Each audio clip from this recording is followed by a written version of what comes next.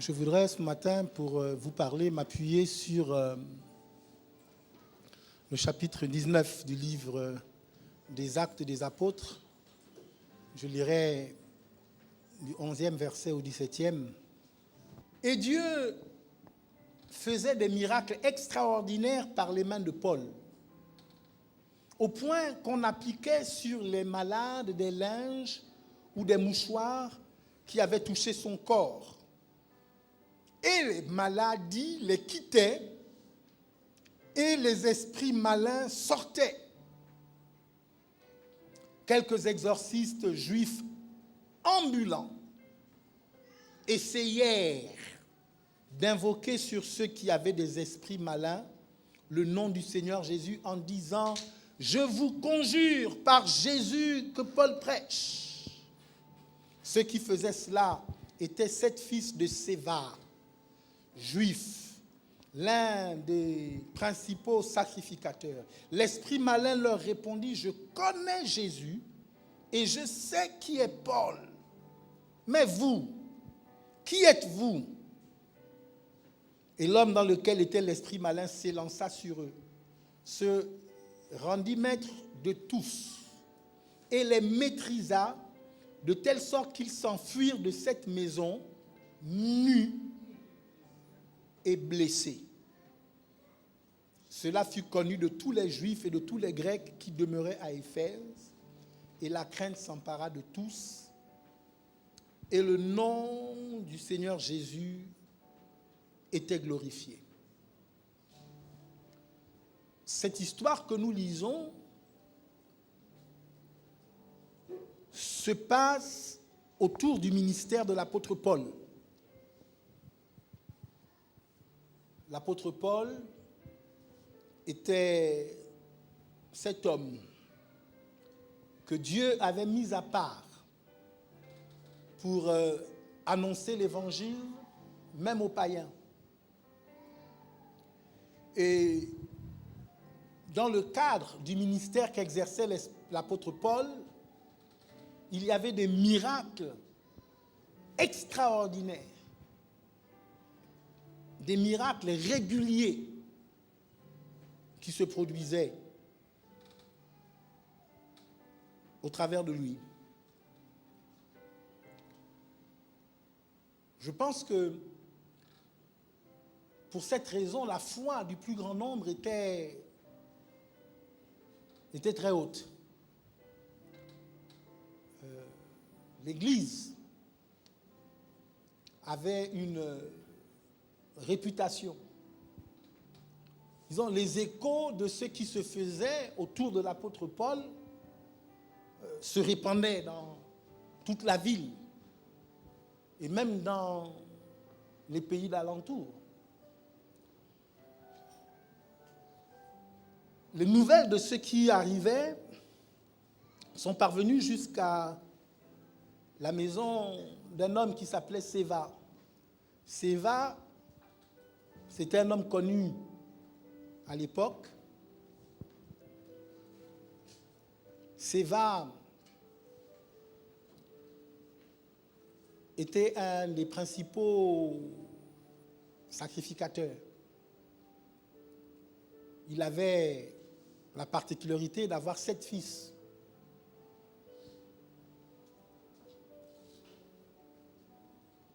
La Bible dit donc que ces 7 fils, ayant observé, entendu parler de ce qui se passait,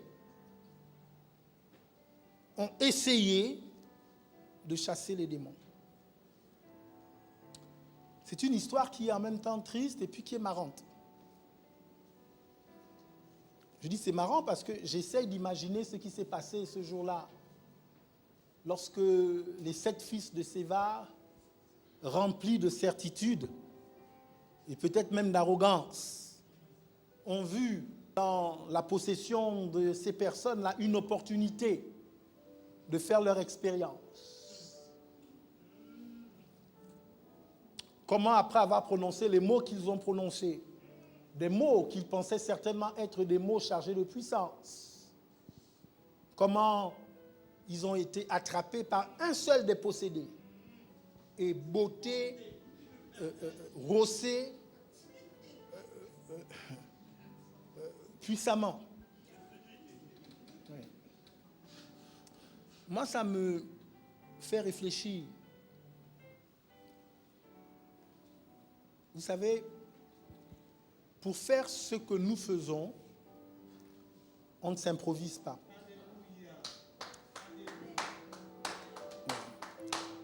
Et on ne s'auto-proclame pas. Il faut que Dieu lui-même t'appelle. Et que Dieu dépose en toi les substances, les caractéristiques, les vertus, les forces, l'onction, pour que tu puisses faire cette chose-là. Il ne suffit pas d'observer. Vous savez, parfois les gens observent et puis ils se disent, ce que je l'ai vu faire, okay, moi aussi je peux le faire. Il a une bouche, j'ai une bouche. Il a parlé, je parlerai. Okay, sauf que ce n'est pas aussi simple que ça. Et même en ce qui concerne le ministère, moi j'ai vu des gens décider de dire, bon, moi je m'en vais, je vais faire aussi. Okay. Et souvent quand ils le disent, ils ont des certitudes. Parfois ils sont encouragés par des gens autour d'eux qui leur disent, tu es capable, tu peux. Ça fait quand même 2-3 ans que tu es là, tu as déjà vu. Tu as vu comment l'évêque, quand il prie, il lève la main, non? Toi aussi, tu lèveras la main. Okay. Tu as vu comment l'évêque, quand il monte, il dit ça, non? Mais toi aussi, tu diras ça et tu verras. Sauf que ça ne suffit pas. Ce n'est pas parce que tu as vu, ce n'est pas parce que tu penses connaître. Il y a des réalités invisibles qui coordonnent toutes ces choses-là. Bon, moi, je respecte ce que Dieu appelle. Parce que j'ai conscience qu'aucun homme ne peut s'auto-appeler. Ça veut dire que tu ne peux pas faire la chose de Dieu par ta propre volonté. Maintenant, lorsque Dieu t'appelle, c'est pas simple. Hein? Okay?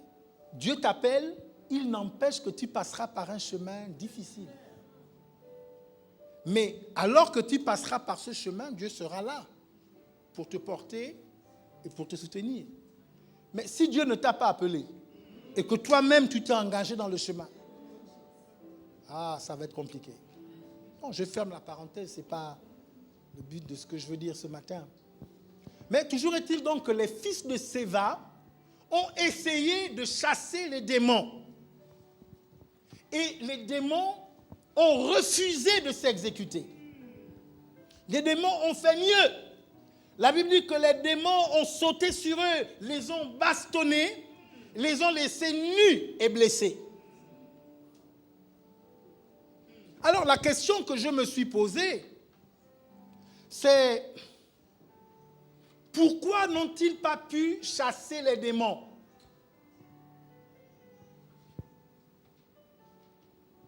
Lorsqu'ils ont parlé, les démons ont répondu en disant ceci.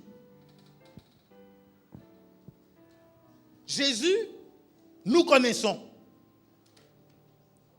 Paul, nous savons aussi qui il est. Mais vous, qui êtes-vous? Ils n'ont pas pu chasser les démons parce que les démons ne les reconnaissaient pas. Parce que les démons ne les connaissaient pas. Pourquoi est-ce que les démons ne les connaissaient pas? Vous voulez que je vous dise? La Bible dit qu'ils étaient des exorcistes ambulants.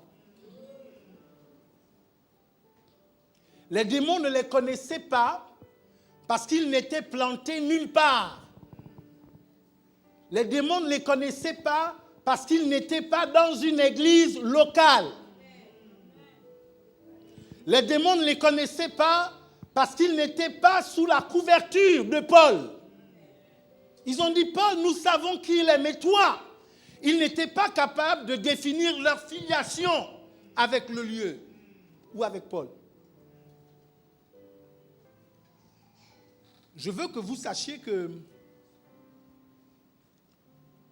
quand vous n'êtes pas planté, ou tant que vous êtes ambulant,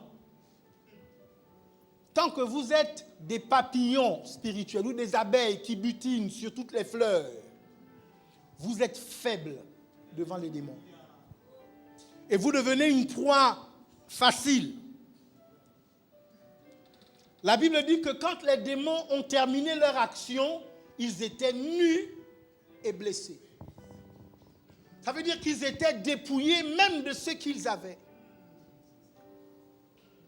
Parfois, vous venez dans la maison de Dieu, vous avez quelque chose. Et au lieu que Dieu ajoute à ce que vous avez, le diable vous enlève le peu avec lequel vous êtes venu. Et je connais des gens qui, après être venus à l'église, leur situation est devenue pire qu'avant. D'ailleurs, la Bible me dit pas autre chose. Quand vous avez un esprit qui sort, il va en chercher 7 qui reviennent. Si la maison n'est pas fortifiée, la condition seconde devient pire que la première. Je dis, voilà des gens qui, face à l'activité des démons, ont été dépouillés de ce qu'ils avaient. Et ils sont restés là, blessés. Je dis, ce que nous lisons là, ça ne se passe pas très loin. Ça se passe dans le ministère de l'apôtre Paul. Parce qu'on va se dire, non, peut-être que c'était dans une mauvaise église ou bien... Non. C'est-à-dire que là où Paul était, là où Dieu faisait des miracles extraordinaires, au point qu'on prenait les linges, on les posait sur l'apôtre Paul et ces linges produisaient des miracles.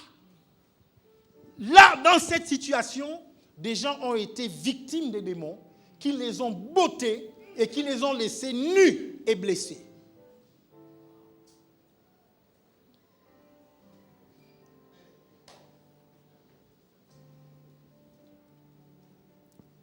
Le psaume 92, versets 13 et 14 dit ceci.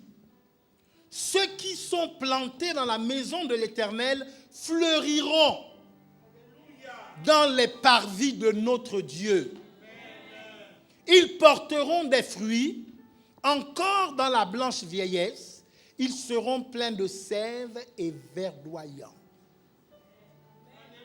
En fait, le message ici est clair.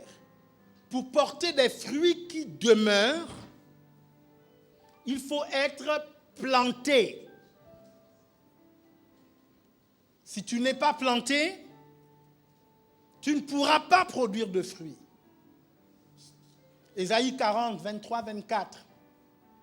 C'est lui qui réduit les princes au néant et qui fait des juges de la terre une vanité. Ils ne sont pas même plantés, pas même semés. Leur tronc n'a pas même de racines en terre. Il souffle sur eux et ils se dessèchent. Et un tourbillon les emporte comme la chaume. En fait, ce que ce texte indique, c'est que quand vous n'êtes pas planté, vous êtes vulnérable. À tout moment, vous pouvez être balayé.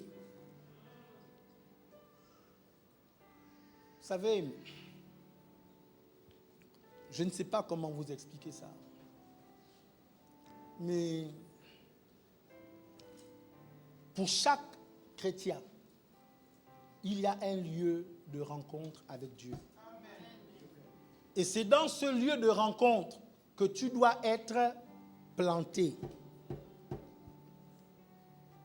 C'est dans ce lieu de rencontre que Dieu viendra te donner ce dont tu as besoin pour marcher dans le chemin difficile qu'est la vie. C'est dans cet endroit-là que Dieu viendra t'équiper et t'armer pour que tu puisses efficacement combattre le bon combat de la foi. J'allais quelque part vers l'ancien Sobraga. J'avais un rendez-vous. Et quand je me suis garé, en face de l'endroit où j'avais rendez-vous, il y avait une maison. Bon, j'ai appris plus tard que cette maison avait été louée par un homme de Dieu étranger, donc qui était de passage. Il était venu normalement pour faire quelques séminaires et puis après il s'est installé. Et donc il avait loué cette maison. Et donc moi je descends de ma voiture pour aller à mon rendez-vous. En face il y a cette maison. Quand je descends, j'aperçois dans la maison une de mes fidèles. Une maman de l'église. Une femme que Dieu avait bénie. Oui. Quand je la vois, elle m'aperçoit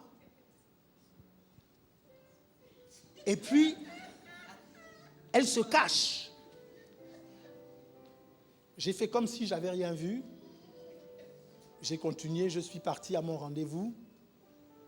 Puis quand j'ai fini, je suis ressorti, je suis parti. Et environ 6 mois plus tard, cette femme est revenue me voir ici dans mon bureau. Entre-temps, elle était devenue bizarre. Elle avait une vie dans l'église, façon. Je viens une fois, je disparais 2 fois, je reviens une fois, je disparais 2 fois. Quand je viens, je rase les murs. J'arrive en retard parce que je ne veux pas qu'on me salue. Mais je pars juste c'est-à-dire dès qu'on dit le culte est fini, amen, moi je suis déjà dehors parce que je ne veux pas que quelqu'un me pose une question. Vous voyez? Elle avait changé subitement. Et moi, j'attendais qu'elle vienne vers moi. Et quand elle vient me voir dans mon bureau, elle vient me voir pour me demander de l'argent. Évêque, vraiment, j'ai une situation difficile. Est-ce que tu peux me prêter tel montant? Vous savez, moi je suis contre, mais je le dis clairement, je suis contre les prêts entre chrétiens de l'Église. Les prêts, c'est à la banque. Okay? Vous avez besoin d'un prêt d'argent, vous partez chez le banquier. Okay? Le banquier vous prête dans les conditions fixées par la banque. Moi, je pense que les chrétiens, ceux qui ont un peu plus, peuvent aider ceux qui ont un peu moins. Quand tu poses ton problème, celui qui en a et qui veut, parce que ce n'est pas aussi une obligation. Okay? Oui, parce que je vois des chrétiens souvent qui insultent d'autres chrétiens parce qu'il a fait une doléance et qu'on ne lui a pas donné. Quand tu demandes, on te dit oui ou on te dit non. Celui qui te dit non, ce n'est pas une raison de le haïr. Parce que tu ne connais pas sa situation. Okay? Mais de façon générale, ceux qui ont plus peuvent aider ceux qui ont moins, en attendant que ceux qui ont moins en aient aussi plus. Parce que si nous sommes là, c'est pour faire des progrès, c'est pour aller de victoire en victoire. Okay? Personnellement, j'aide une fois. Quand j'ai aidé une fois, je donne aussi les conseils. Et après, je te regarde. Parce que toi-même, tu dois grandir pour pouvoir aussi aider d'autres personnes. Or, il y a des gens qui veulent être aidés éternellement. Ça veut dire que chaque année, c'est toujours lui qui a un besoin. Et il passe de frère en frère, de sœur en sœur, de maison en maison. Okay, il faut que ça s'arrête. Parce que si tu restes suffisamment ici, à l'écoute de ce que Dieu dit, ta vie doit changer. Si elle ne change pas, c'est qu'il y a un problème. Je disais que pour ce qui me concerne, je ne suis pas favorable aux prêts. Je dis, j'ai souvent vécu, vous savez, vous empruntez, vous ne remboursez pas. Okay? En général, quand vous venez demander, vous demandez en disant un prêt, mais dans votre tête, vous savez que vous n'avez pas l'intention de rembourser. Okay? Si tu as emprunté à quelqu'un, même si ça fait 10 ans, si tu te souviens, va rendre. Parce que ce sont des choses qui créent des lourdeurs spirituelles dans ta vie. Ce sont des choses qui te bloquent, qui te bloquent sur le chemin de ta prospérité. Tu dois à quelqu'un, va rendre. Amen. Bon, moi j'ai vu des situations. Une fois, c'était une sœur qui vient me voir, elle me dit, évêque, vraiment, moi je ne sens plus la présence de Dieu à l'église. Quel est ton problème? Elle dit non, mon évêque, quand on est là dans la louange, on commence à chanter, à louer. À un moment donné, quand je me tourne, je vois la sœur telle, elle me doit depuis 1 an, elle ne veut pas me rendre. Mon évêque, ça m'énerve tellement, okay, je n'arrive plus à sentir la présence de Dieu. Okay. Mon évêque, mais comment cette sœur-là peut, pendant la louange, les larmes coulent de ses yeux, mais Dieu ne lui dit pas que va d'abord rembourser à ta sœur.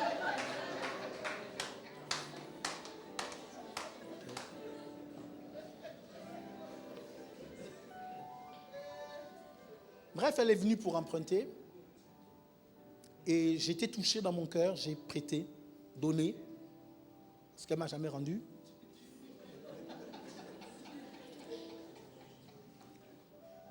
Mais la vérité, c'est qu'elle-même, elle me dit, mon évêque, est-ce que vous vous souvenez le jour où vous m'avez vu, j'ai voulu me cacher, mais je sais que vous m'avez vu.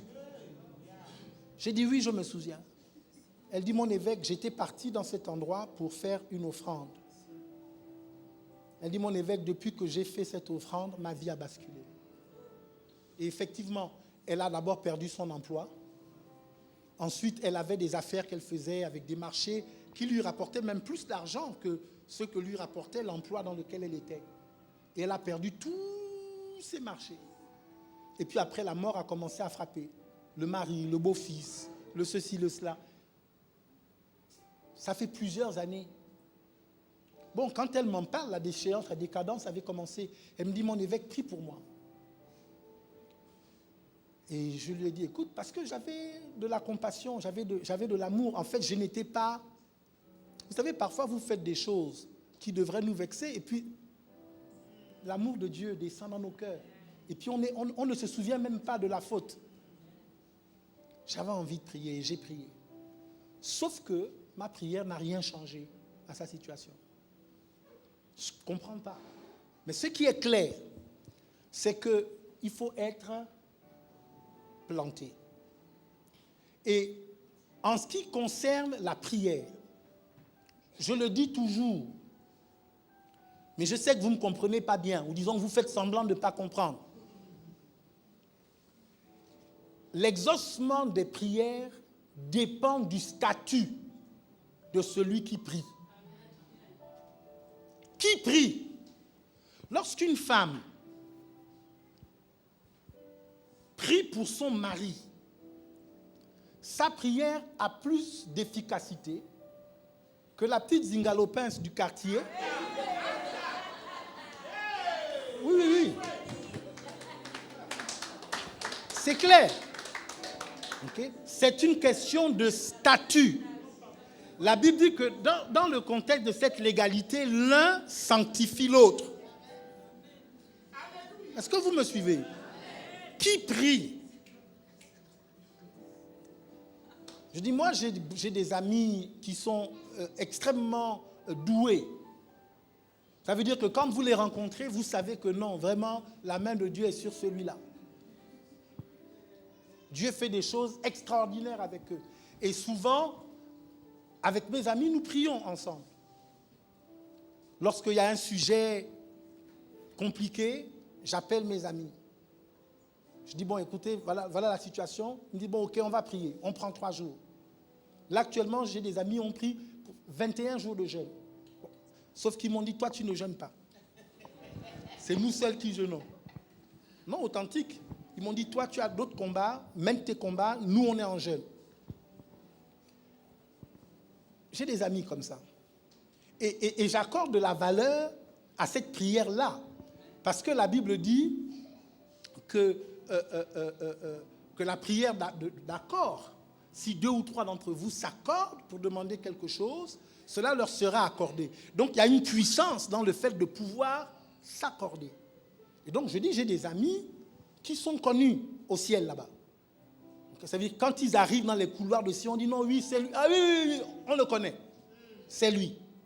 Donc, on prie ensemble sur un certain nombre de sujets. Et pour moi, c'est important. Mais quand c'est vraiment, vraiment important, je n'appelle pas mes amis. J'appelle mon père. Et chaque fois que l'archevêque, qui est mon père spirituel, l'homme dans le jardin duquel Dieu m'a planté. Chaque fois qu'il prie pour moi, ma vie change. En fait, je l'utilise comme un joker. Ça veut dire que quand je regarde à droite, à gauche, devant, derrière, que je sens que je suis cerné, qu'il n'y a aucune possibilité pour moi de m'en sortir, quand c'est totalement impossible, c'est à ce moment-là que je l'appelle. Et quand il prie pour moi parfois, il ne prie pas longtemps. Il me dit simplement, son, nothing shall happen to you. Rest in peace. Parce qu'il a une voix comme ça. Donc rien ne t'arrivera. Repose en paix. Je suis tranquille. Je sais que c'est fini. En fait, ce que je suis en train de te dire, c'est que si tu es visiteur, il y a des choses que tu vas vivre, expérimenter parmi nous, qui sont les choses qu'on donne aux visiteurs. Vous voyez? Mais les grâces qui sont destinées à ceux de la maison, tu ne pourras pas te les approprier. Vous savez, Dieu est normal. Dis ça à ton voisin, Dieu est normal. Tu ne pourras pas venir ici comme un voleur, prendre ce qui ne t'appartient pas. Ceux qui sont plantés ici, ils ont des responsabilités ici. En fait, la maison ici leur appartient. Ils ont des responsabilités, des devoirs et des droits. Tu ne pourras pas bénéficier des droits si tu n'as pas rempli les devoirs et assumé les responsabilités. Il y en a qui pensent qu'ils vont être des mauvais chrétiens ici. Okay? Et ils pensent qu'ils peuvent aller, ils entendent que il y a un prophète qui est, comment on appelle ça, à Olumi, il est en train de faire son séminaire. Tu penses que tu iras chercher ta bénédiction, tu n'auras rien. Parce que Dieu est normal. Je dis, le problème des fils de Séva, c'est qu'ils étaient ambulants. Ils partaient d'église en église. De rassemblement en rassemblement. Donc quand ils ont été confrontés au diable, ils étaient faibles. Le diable ne les connaissait pas. En réalité, le fait de ne pas être planté, comment je vais dire ça, pose un problème d'identité. Le diable a demandé, qui es-tu? Moi, je connais Paul. Je connais Jésus. Mais toi, tu es qui? Ils ont dit, nous sommes les fils de Séva. Il dit, alors, et Séva, c'est qui?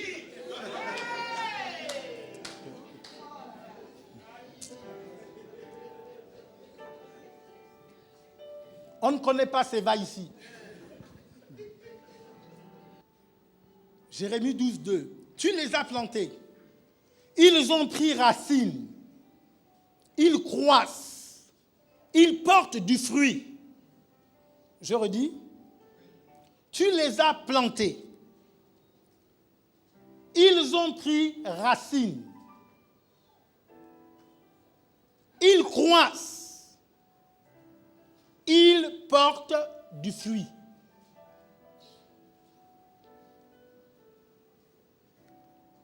Je vais dire ça en français simple. Pas de racines, pas de croissance. Pas de croissance, pas de fruits. Pas de fruits, pas de multiplication. C'est le chemin de la prospérité.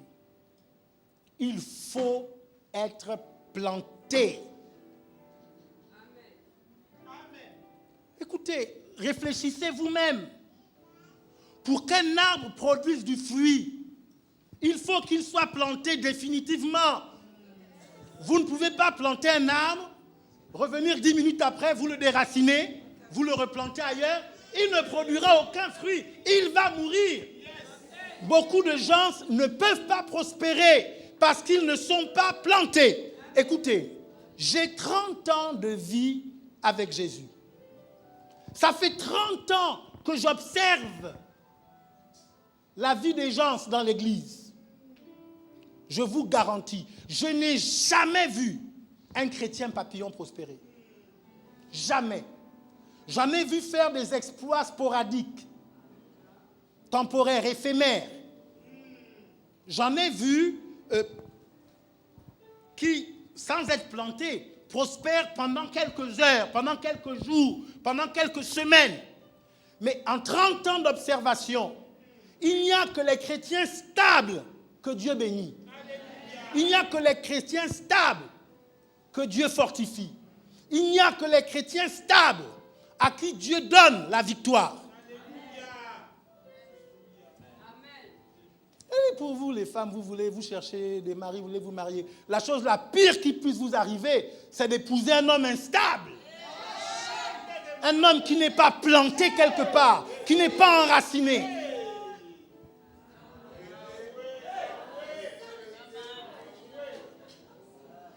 Bon, la chose la pire qui puisse arriver pour un pays,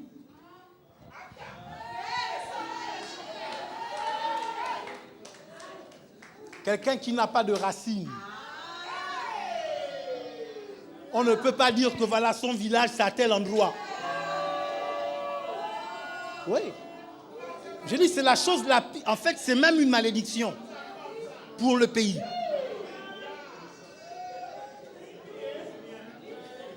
Chaque personne doit être plantée quelque part.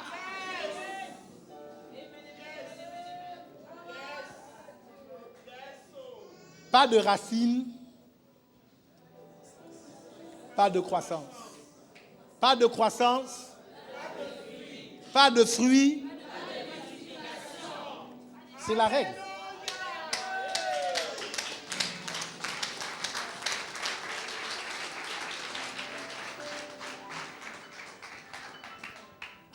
Je suis en train de finir. Psaume 1, le verset 3.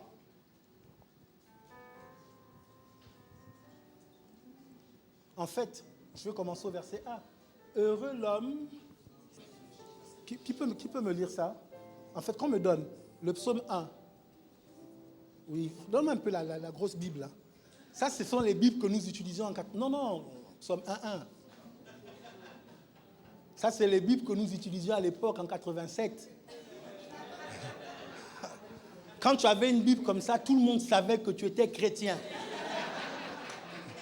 Vous savez, j'étais comme ça peut-être, avec ma grosse Bible noire, et on gardait ça sous les aisselles.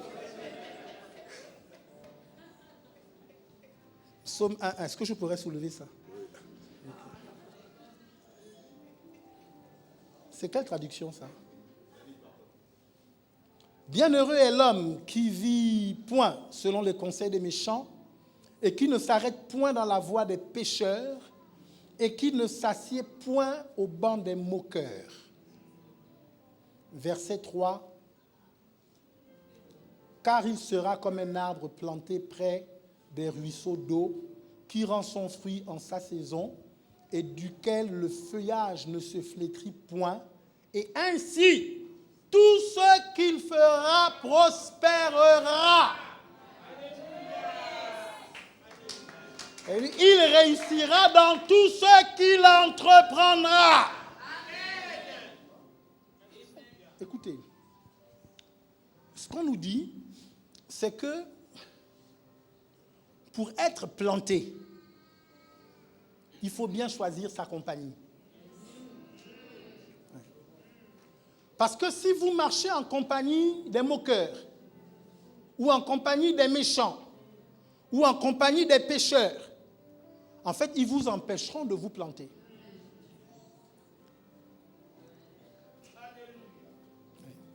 Dans l'église, il faut que vous choisissiez les personnes avec qui vous marchez.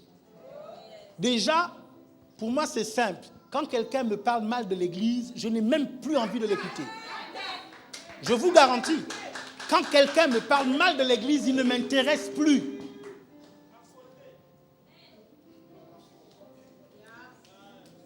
Je vais dire ça autrement. Quelqu'un me parle mal de mon père, de l'archevêque, Duncan Williams.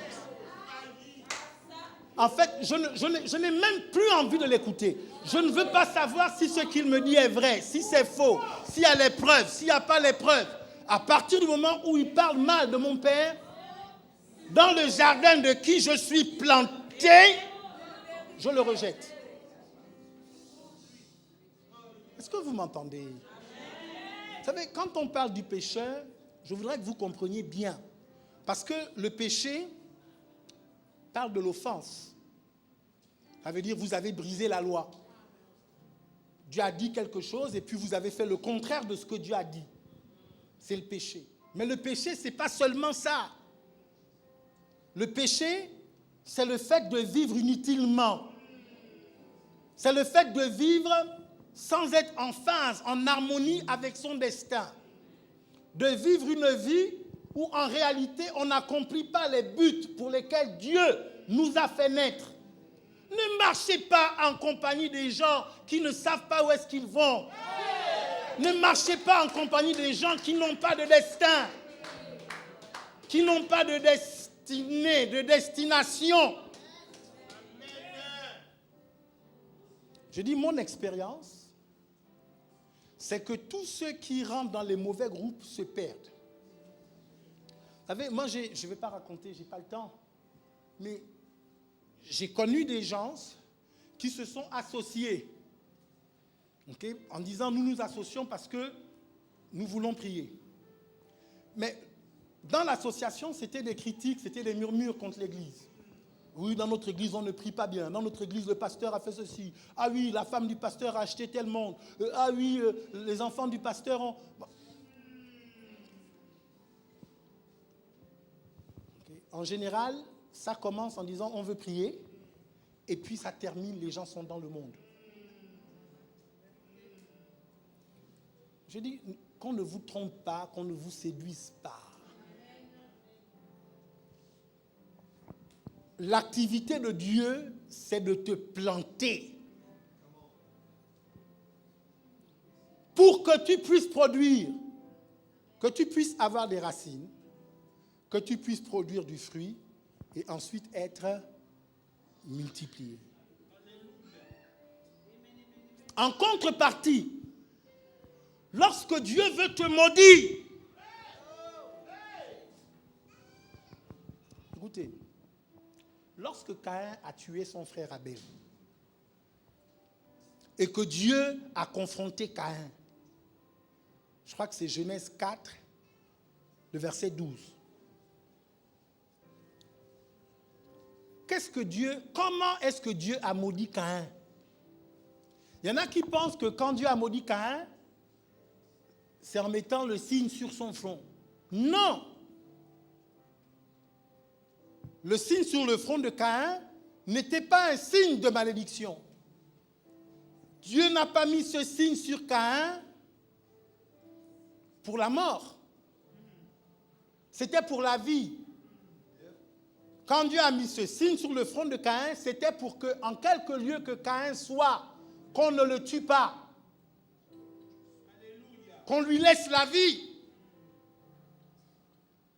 Mais Dieu a maudit Caïn en disant tu seras errant et vagabond.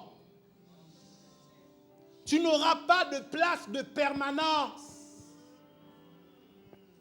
Tu n'auras aucun endroit où t'implanter, où être planté. Et la conséquence, c'est que quand tu cultiveras le sol, il ne te partagera pas ses richesses. Je dis le vagabondage, même spirituel, produit la pauvreté et la misère.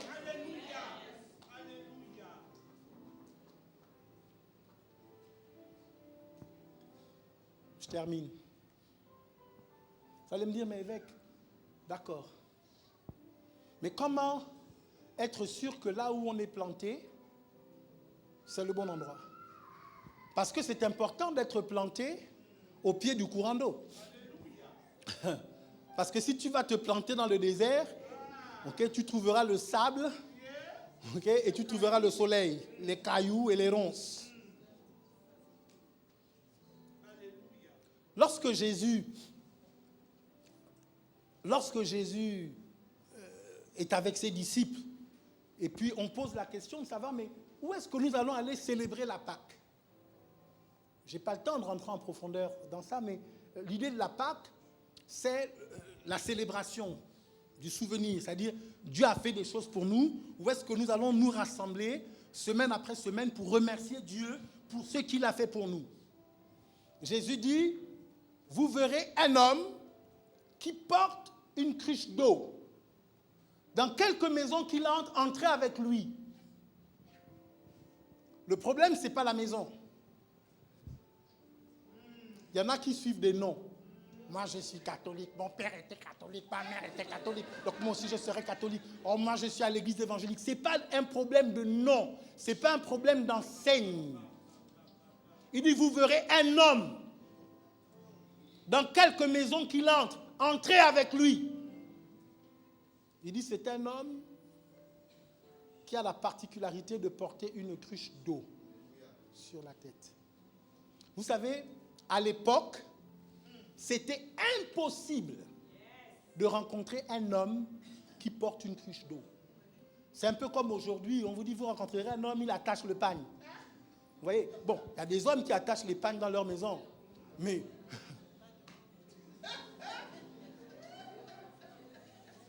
Okay.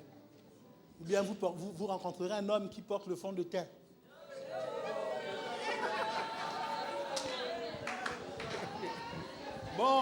Bon, il paraît que la société évolue. En fait, l'idée, c'est que Jésus dit à ses disciples, vous rencontrerez un homme qui fait des choses impossibles. Dans quelque maison qu'il entre, entrez avec lui. Un homme qui ne fait pas des choses ordinaires, qui ne fait pas des choses habituelles. Dans quelque maison qu'il entre, entrez avec lui. Et puis après, vous savez que l'eau, la cruche d'eau, ça symbolise le Saint-Esprit. Ça symbolise aussi la parole. Vous savez, je dis toujours, si vous allez quelque part et qu'il n'y a pas ces deux choses présentes, fuyez. Il doit y avoir la révélation des mystères. C'est absolument indispensable. Un homme de Dieu qui ne parle pas, ce n'est pas un homme de Dieu. Parce que le ministère commence dans la bouche. Il n'y a pas de ministère en dehors de la bouche. Au commencement était tout ce qui a été fait. Dans la parole était la vie. Et la vie était la lumière des hommes. Un homme de Dieu doit parler. Et puis, un homme de Dieu doit transférer les grâces. Il dit donc, vous verrez quelqu'un qui fait des choses inhabituelles, des choses impossibles, des choses bizarres, mais qui a la parole. En fait, qui a l'esprit, qui a la parole. Dans quelque maison qu'il entre, entrez avec lui. Et quand vous entrez, vous vous plantez. Jusqu'à ce que vous produisez votre premier fruit.